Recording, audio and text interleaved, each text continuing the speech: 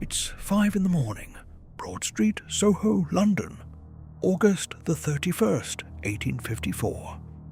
A woman steps out of her front door, walks 6 steps to the water pump on the corner and fills her jug. The same thing she does every single morning. The water looks clean. It tastes clean. She carries it back inside and makes breakfast for her children. By nightfall, 2 of her children are dead. She will be dead before the week is over, and she will never know what killed her. Right now, on this one street, in the most powerful city on earth, 12 people died last night. Not from war, not from starvation, not from anything anyone can see or smell or touch. The street looks exactly as it did yesterday. The pump is still running. People are still using it. The killer is still here, invisible, odorless, completely undetectable. And it has already decided who dies next. In 10 days, 500 people on this street will be gone. And the thing that will save them is not a doctor, not a hospital, not medicine, it's a map.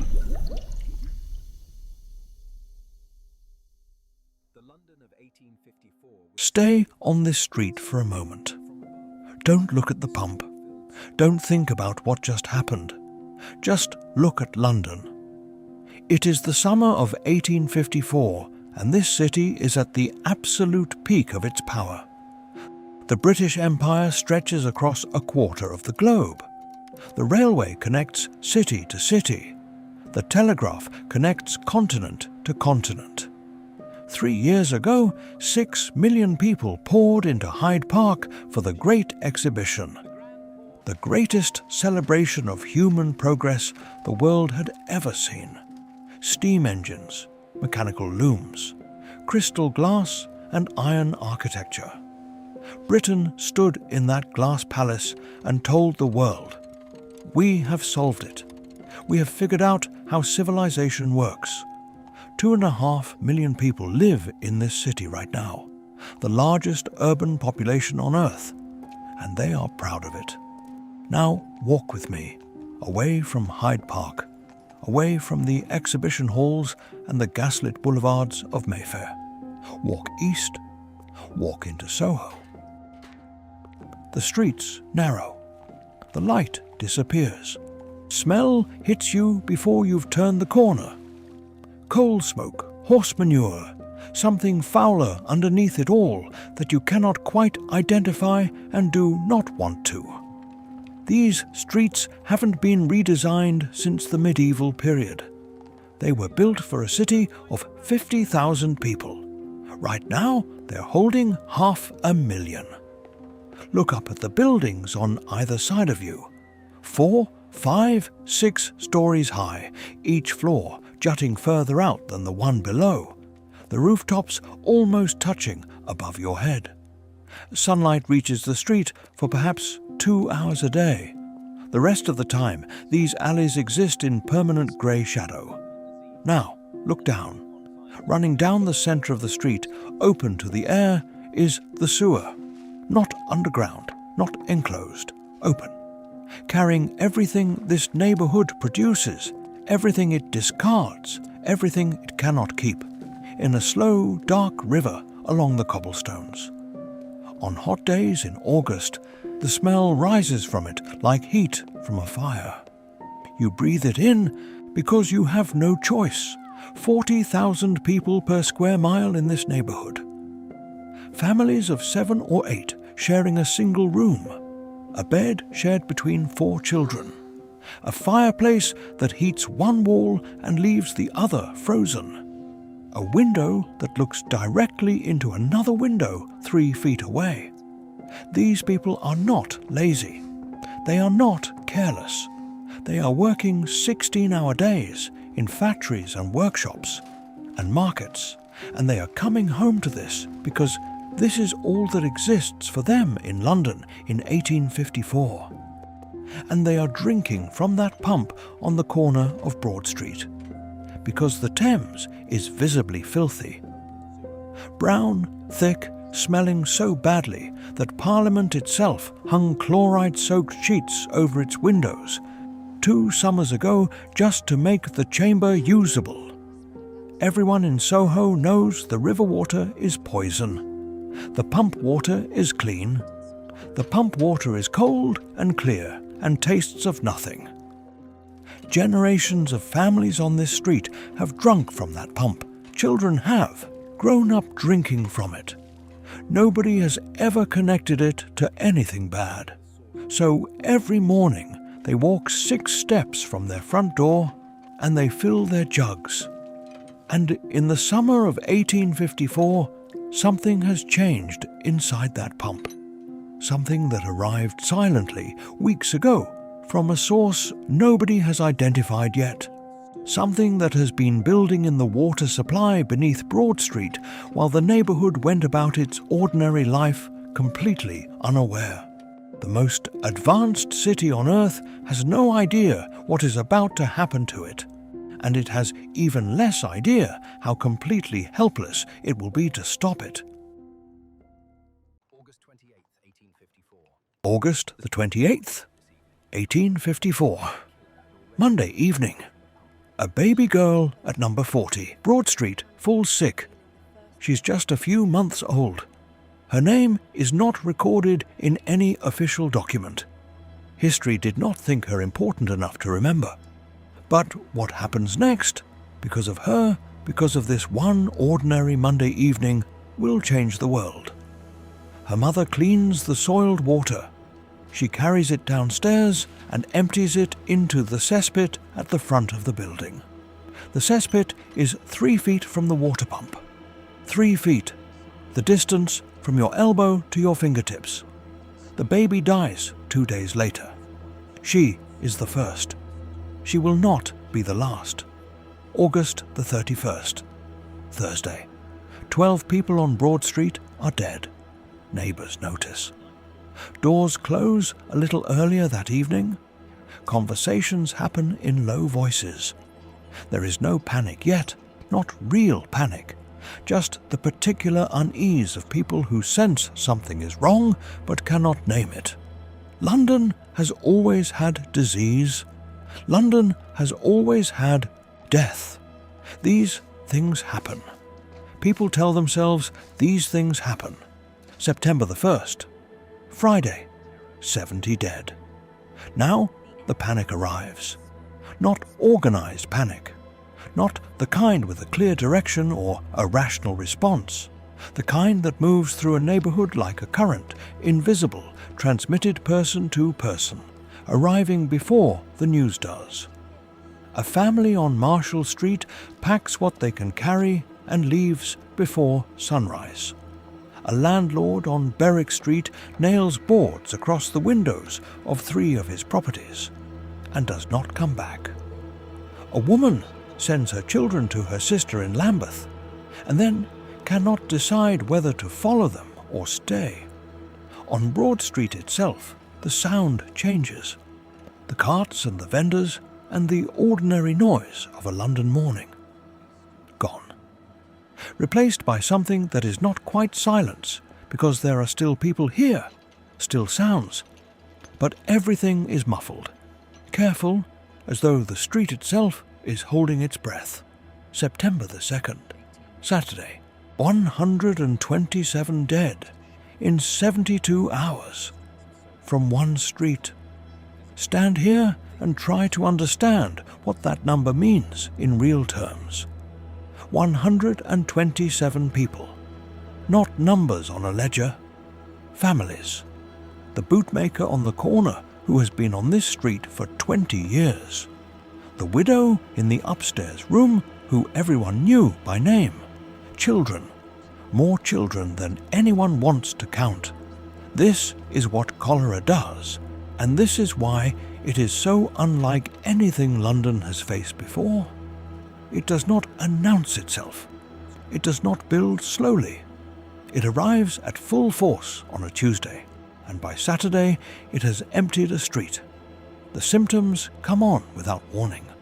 First, a heaviness in the stomach, then cramps, severe, violent, doubling people over where they stand, then vomiting, then the loss of fluid so rapid and so total that doctors who see it for the first time cannot believe a human body is capable of losing so much so fast.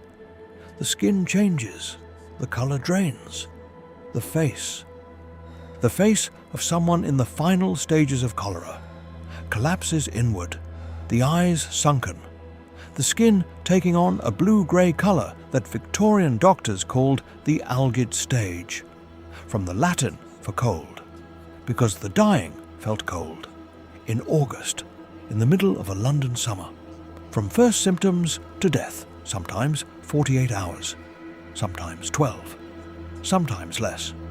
A man walks to the market in the morning. By afternoon, he cannot stand.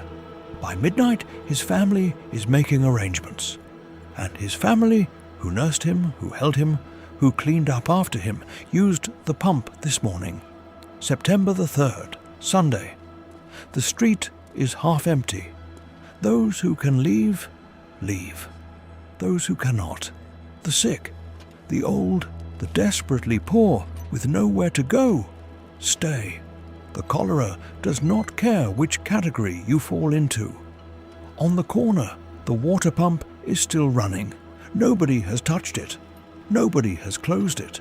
Nobody in any position of authority has connected it to what is happening on this street. The Broad Street pump is simply there, as it has always been, clean and cold and completely available. And people are still using it. Because in 1854, in the most advanced city on earth, nobody knows what cholera is. Nobody knows how it spreads. Nobody knows what to do. And the theory that the entire medical establishment is relying on to answer those questions is wrong. Before we go any further, you need to understand something. The people trying to stop this were not stupid. They were not negligent. They were not corrupt. They were the most educated, most qualified, most respected medical minds in the most advanced city on earth. And they had an answer. A complete, coherent, academically rigorous answer for exactly what was happening on Broad Street. It was called miasma. The word comes from the Greek. It means pollution, contamination, bad air. The theory was simple. Disease rose from rotting organic matter as an invisible poisonous vapor. It drifted through the streets at ground level. It entered the body through the lungs. The worse the smell, the worse the disease. The closer you lived to filth, the more likely you were to die. And here is the thing that makes this so devastating. It made complete sense. Walk through Soho in 1854 and the evidence for miasma theory is everywhere. The poorest neighborhoods smell the worst and have the highest death rates. The wealthiest neighborhoods smell better and have the lowest. The correlation is undeniable. The logic is sound. Every educated person in England, every doctor, every scientist, every public health official looked at that correlation and arrived at the same conclusion. Bad air kills. Even the man who championed public health reform in Victorian England, Edwin Chadwick, the architect of the first sanitary legislation, was a committed miasmatist. His entire reform program was built around it. Remove the smell, remove the disease. His great achievement, forcing London to pump its sewage away from the city, was motivated entirely by the belief that the smell was the problem. He was doing the right thing for the completely wrong reason. And in the summer of 1854, as cholera tears through Broad Street, the medical establishment responds exactly as miasma theory demands. Burn aromatic herbs in the sick rooms. Open the windows. Move patients away from the ground floor. Improve the ventilation. Clear the refuse from the streets. every intervention is logical. Every intervention is wrong. But here is the part that nobody talks about. The part that should make your blood run cold. Some of those interventions were making things worse. Opening the windows of a cholera sick room meant the patient, already losing fluid at a catastrophic rate, was now exposed to cold air that accelerated the process. Moving patients to higher floors meant more handling, more contact, more transmission. Burning herbs did nothing except give doctors and families the feeling that they were doing something. That feeling, that dangerous, reassuring feeling of action, stopped them looking for the real answer. The invisible killer had a second layer of protection that nobody had designed and nobody recognized. The people trying to stop it were pointing in the wrong direction. And they were completely certain they were right. Now step back and look at what this means for the people of Broad Street. They are surrounded by death they cannot explain. They are being advised by the most qualified doctors in England. They are following that advice exactly. They are burning herbs and opening windows and moving their sick to the upper rooms. And every morning they walk 6 steps to the pump on the corner and fill their jugs. Because nobody, not one single person in authority, has told them not to, even suspects that they should.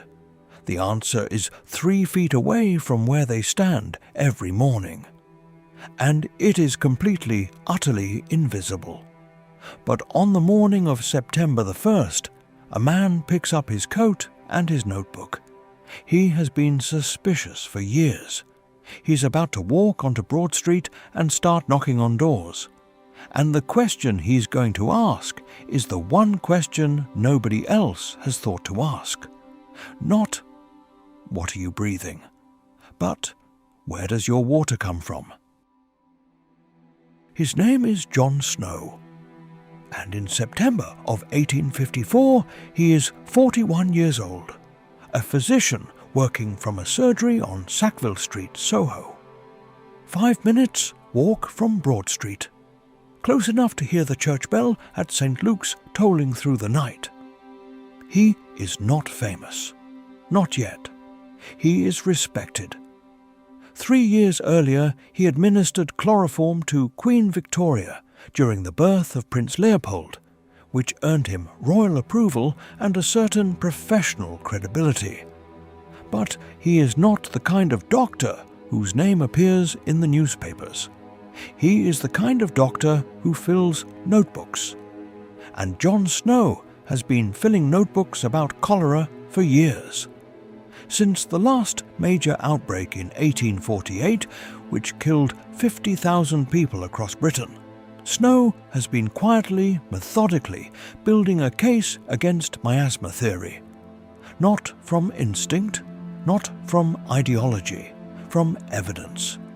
He has tracked outbreaks across London, documented who got sick and who didn't, mapped the geography of infection against the geography of water supply, and patterns keep emerging that miasma cannot explain. Workers in the most foul-smelling industries in London, bone boilers, fat renderers, tallow melters, men who spent their entire working lives surrounded by the worst organic stench imaginable, sometimes had lower cholera rates than their neighbours in cleaner streets. Bad air caused cholera. These men should have been dying first. They weren't. People on the upper floors of buildings, breathing the same air as everyone below, but drawing their water from different sources, sometimes escaped outbreaks that devastated the floors beneath them.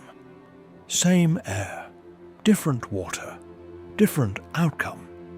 Snow had published his theory in 1849, a paper arguing that cholera was transmitted through contaminated water, not air. The medical establishment read it politely, acknowledged it professionally, and set it aside. The evidence was interesting, the conclusion was unacceptable. Because if snow was right, if water and not air was the vector, then the entire framework of Victorian public health was built on a false premise. The sanitary reforms, the ventilation campaigns, the decades of accumulated medical consensus, all of it pointed in the wrong direction. That was not a conclusion the establishment was willing to reach. So on the morning of September the 1st, 1854, John Snow is not the man the Board of Guardians calls. He is not the man the newspapers quote. He is the man sitting in his surgery on Frith Street, reading the casualty reports from Broad Street, and feeling something harden in his chest that has been building for 5 years. He picks up his notebook, he puts on his coat, and he walks to Broad Street. He does not go as an official. He has no authority here, no commission, no mandate, no institutional backing. He goes as a private physician following a private conviction. He goes because he cannot not go. He starts knocking on doors. Every house on Broad Street and the surrounding streets, every family that will answer. He introduces himself. He asks permission to ask questions. And then he asks the same questions every time. House by house, family by family. The living and the recently bereaved. Who in your household fell sick? Who has died? How long have you lived on this street? Where do you get your water? Which pump do you use? People answer him. Some are too frightened not to. Some are grateful that anyone official-looking has come to their door. Some are suspicious. Some are grieving so recently and so completely that they answer on instinct, barely aware of what they are saying. Snow writes everything down. Every evening he returns to his surgery. And on a map of the neighbourhood, hand-drawn, the streets of Soho, rendered in careful ink, he places a mark for every death. Not a single mark, a stacked mark. Each death in a household represented by a short line, the lines stacking on top of each other, building into columns above each address. Day 1. The marks are scattered. The picture is unclear. Day 2. The marks are denser. Something is beginning to form. Day 3. Snow sits back and looks at his map. The marks are not random. They are not following the direction of the wind. They are not clustering near the sewers or the low-lying ground where miasma theory would predict. They are clustering around a single point, pulling toward it from every direction. From Broad Street and Cambridge Street and Poland Street and Berwick Street, from every approach, from every angle, the deaths are pointing at one location. The water pump. The corner of Broad Street and Cambridge Street, the pump that this entire neighbourhood has trusted for generations. Snow stares at the map for a long time. He knows what he is looking at. He has suspected something like this for 5 years. But suspicion and evidence are different things. And what is on this map? These careful stacked marks, this unmistakable cluster, this geography of death pointing with absolute precision at a single iron pump. This is not suspicion anymore. He checks the exceptions, because a good scientist checks the exceptions. The workhouse on Poland Street, 70 inmates, barely 5 deaths. Why? He investigates. The workhouse has its own private well. Its residents almost never use the Broad Street pump. The brewery on Broad Street, more than 70 workers, 0 cholera deaths. Why? He investigates. The brewery provides its workers with beer. They almost never drink water from the street pump. And the brewery has its own deep well, drawing from a different source. 0 deaths. In a building on Broad Street. in the middle of the worst cholera outbreak the street has ever seen, because they didn't use the pump. Snow closes his notebook. The map is complete. The exceptions confirm the rule rather than contradict it. The source evidence is as complete as he can make it with what he has. He knows with the particular certainty of a man who has spent 5 years building toward a single conclusion that the Broad Street pump is the source of this outbreak. He knows something else too. The people he needs to convince are the people who are most professionally invested in him being wrong. He picks up his coat and walks to the Board of Guardians. Walk the street, Broad Street, September the 5th, 10 in the morning. Silent. The baker's door. Open. A tray of bread on the counter. Nobody came. The school on Poland Street. Empty benches. On the board is even multiplied by. And then nothing. The chalk still on the ledge. A cart in the middle of the road. Abandoned. The horse gone. The coal still on it. A child's shoe on the curb. One shoe. This is what an epidemic looks like. Not bodies, not fire, just the things people left behind when they ran. 2 streets north, Oxford Street. Alive, loud, normal. Nobody there knows what is happening behind them. Some of them will be dead by the weekend. Walk back. The pump is still running. 4 people in the queue, a woman with a jug, an old man, a girl of 12, a young mother, infant on her hip, the child reaching for the handle. The water looks clean.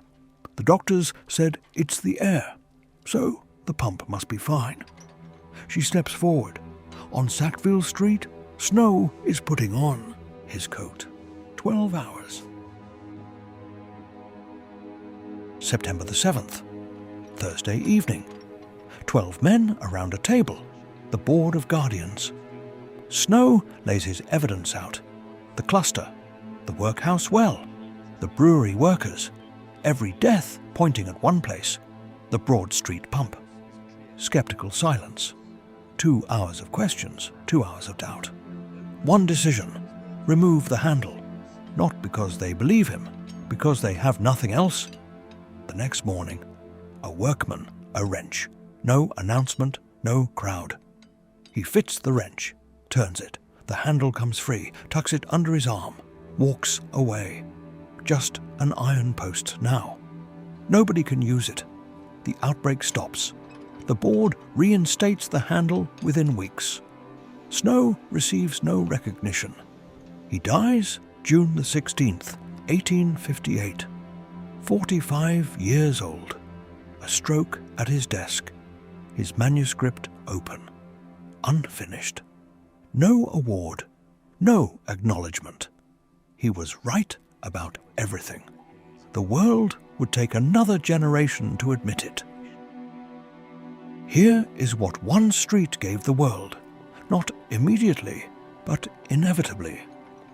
The summer snow died. The Thames became so foul, Parliament could not breathe in its own building. The great stink. They finally acted. They commissioned Bazalgette, 83 miles of underground sewers, every open channel in London intercepted. 16 years to build. Still working today beneath your feet. But the deeper change was the idea. Germ theory. Disease from microorganisms, not air. Pasteur, Koch, Lister. Miasma collapsed. Everything changed. Hospitals sterilized instruments. Surgeons washed hands. Death rates fell. Life expectancy in England in 1850, 40 years. Today, 82. That difference passes through a water pump on a London street corner. Snow's map is now taught in medical schools worldwide.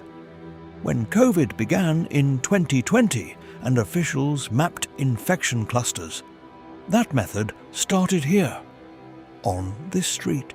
You can go there today. Broadwick Street, the replica pump on the corner, a blue plaque on the wall. and beside it, a pub, the John Snow. Quiet, belated, deserved. Next time you turn on a tap and clean water comes out, and you never once think about it. That is the world he built. One map, one pump, one handle. Some things that change everything leave almost no mark at all.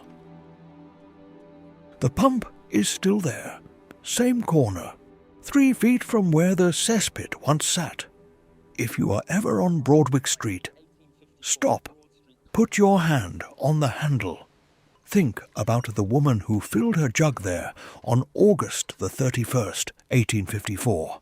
Then go into the John Snow and drink something without thinking about where the water came from, because you never have to. And that is the point. Leave your next location in the comments. I'll see you in the next era.